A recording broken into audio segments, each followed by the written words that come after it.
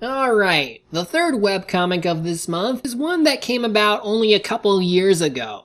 It's called UberQuest, and it is quite something. Created by Michael and Jessica Corbett, this is yet another high fantasy series involving animal folk, but one where I can describe in my usual manga comparisons as having the humor of fairy tale with half the fan service they would use if it also mixed with Hoshigami no Satsuki, where everyone spoke in RPG sentences. Though actually, when you look at the About page, the world we're about to enter is one that runs on RPG logic, but this isn't at all a game. Well, this is gonna be fun then. A world of anthros that live like it's a video game, but for real? That's the kind of life I'd love to live in. So let's see what can be had of this series. We're looking at volume 1 for this. Hey, what happened to my book?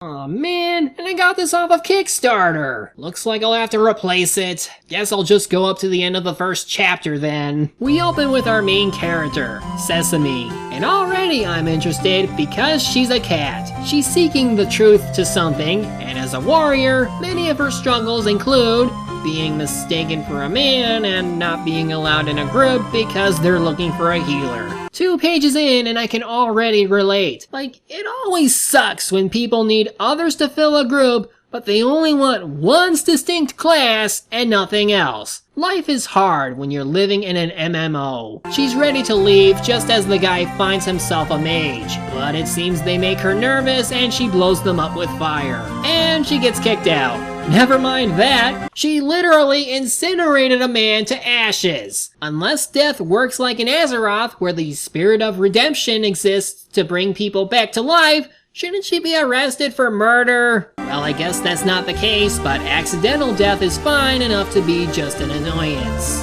Her name is Kibbles, and she'll be our ditz for the series. Plus, she seems used to being rejected by now, as even Sesame decides to leave her behind. But she did compliment her for doing something awesome, so it's fine. Either way, she's going after that king slime, and you might think given her attitude she would have the power and skill to match it. Well, not really. She does look like she has combat skills, but she easily overestimates the power of the king slime. And oh, yep, one of the oldest cliches in the— This is really starting to piss me off. Nice try, but not this girl! Damn! She just cut down a common anime trope. Now she's cool. And she's about to get crushed for good. But wait!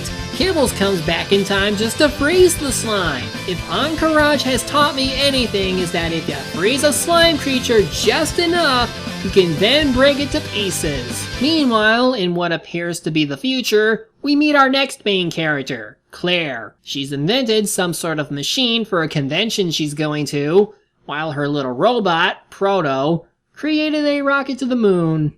Aww. She's apparently going to show some jerks she knows there with it, but uh-oh, a slip of the foot lands her into the machine, which activates on Proto's headbutt. Back in the past, Sesame naturally has to act tough but grateful, but notice they didn't get any loot. That's because the boss is still up, but in its tiny form, and is defeated by this thief-class character. Her name is Dante, but little does she know that in an MMO, if someone tags a target first, that means no one else can get the loot. And look what the king slime dropped for old Dante.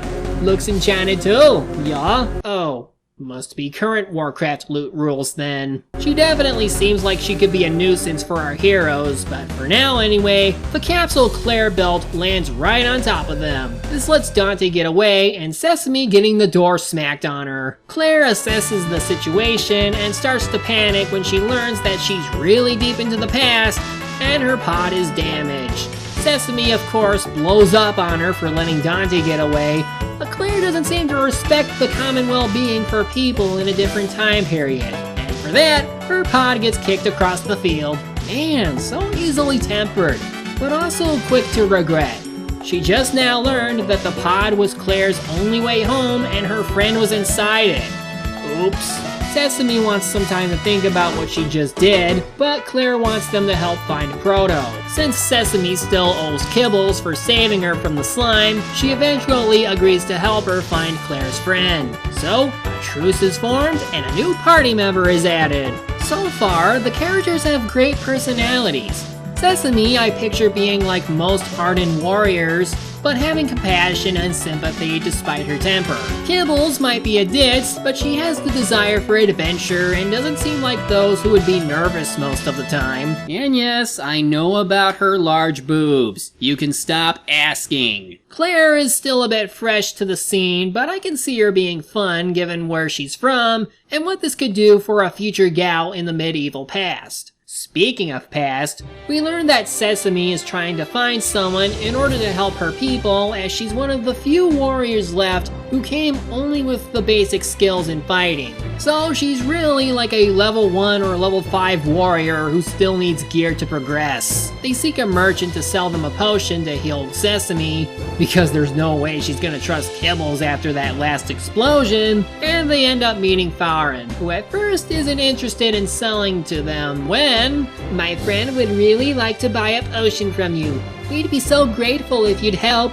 "Well then, welcome strangers." What are you buying? Oh, it's not just RPG references.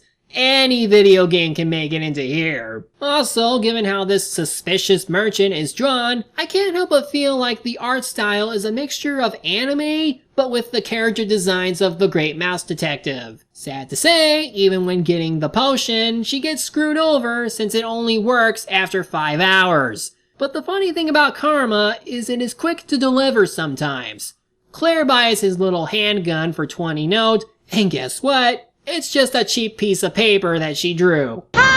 Someone's a little salty for getting swindled. Well, he looks serious about it, so Sesame offers to go hunt a monster to pay him back. Why? What's stopping you from killing his ass? If Kibbles can get away with murder, so can you. Well, then again, she does have an honor system, even if this guy deserved it, so he agrees to let her try. The first monster they find is a cute little chirpy, with a giant eel inside it. Well, I can tell I'm going to love the monster designs of this world. They try an all-out attack, but before Sesame can get a turn, she gets hit by the monster's acid, which slowly causes her to pass out. We get treated to some backstory as it's shown that she, or possibly someone with the same scarf as her, was responsible for a massacre of sorts. I still remember the smell of flesh burning, the haunting screams as they begged for their lives.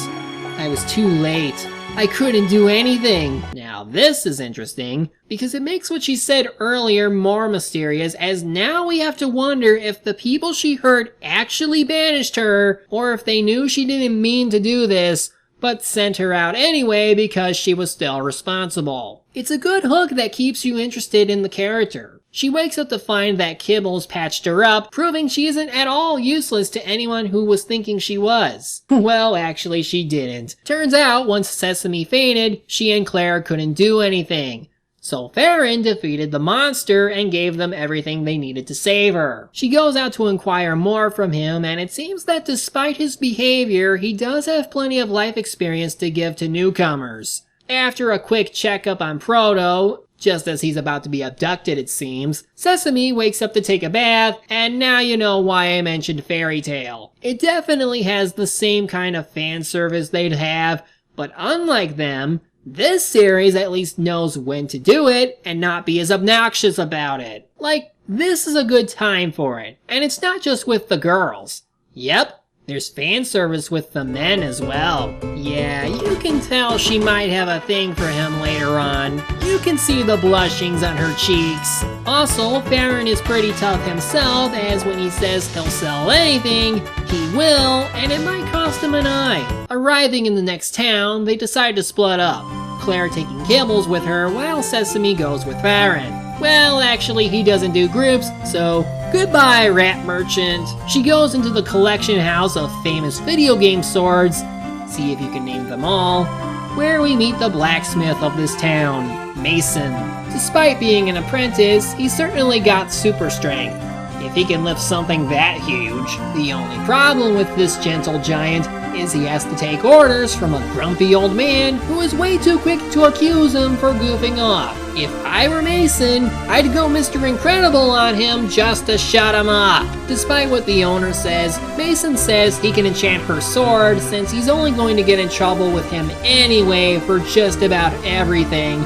So it isn't like he can do worse to him already. Seriously, move the hell out of here! It's not worth it! Well, it's worth it for her as she gets a newly sharpened blade with an arcane fire enchantment. Very cool, and Sesame is just gushing over it. She's so cute. While this is going on, Claire finds a map to the entire realm. Based off her calculations, it'll take 5 days to reach Proto and the pod.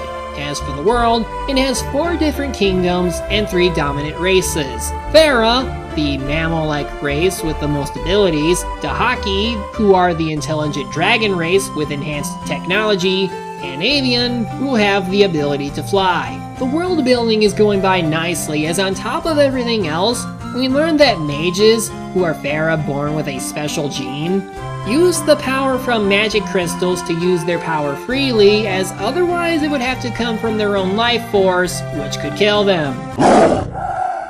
I know, couldn't you tell that I love fantasy RPGs? I'm just reveling in how this is just one big love letter to them. Claire continues to show how mischievous she can be by also drawing her own library card. You're making the elephants from Zootopia seem right about your kind, you know?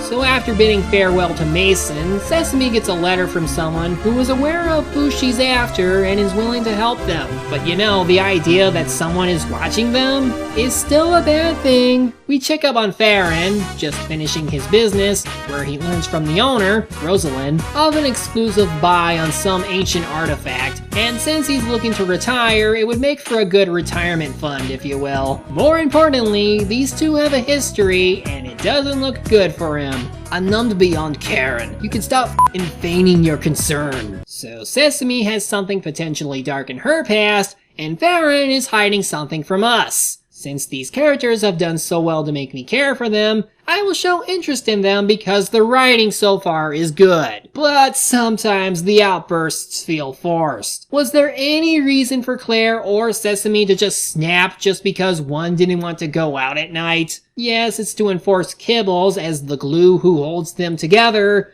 but it just seemed too easy to happen. It's revealed that Proto was the only family Claire had, so to be fair, she would get very stressed. But in any case, to make sure she knows she has friends, Kibbles offers to buy them all dinner. As it turns out, because of who she happens to work for, she gets a lot of money to spend. Well, trouble arises when it turns out the older brother of the guy Kibbles killed earlier is here and is wanting revenge. It took them a while, but now we do have a consequence to death in this story. People don't forget, and they'll come to get you. Even Kibbles is starting to realize that, oh crap, I killed someone, and is about to get a beating. Sesame intervenes, but ultimately the town guard shows up to apprehend the attackers. Of course, seeing as how she killed someone, that means she has to be arrested as well. And she's still struggling with the fact she finds herself a monster. Sesame offers to do what she can to pay whatever bounty she'll get,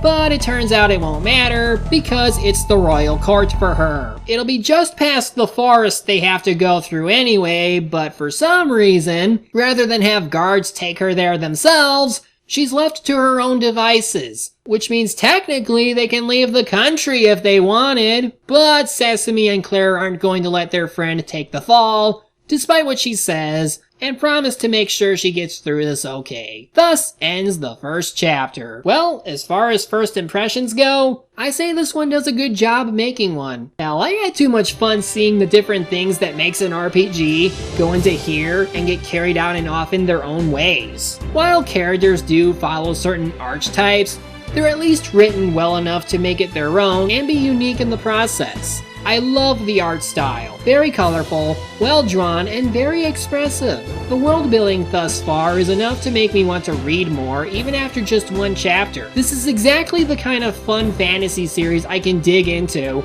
and still expect some darker elements to show up over time. This is definitely going on my list of things to read over time.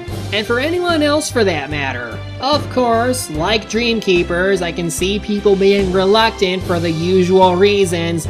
But again, if you can stand the other non-human things in media, why let this stop you?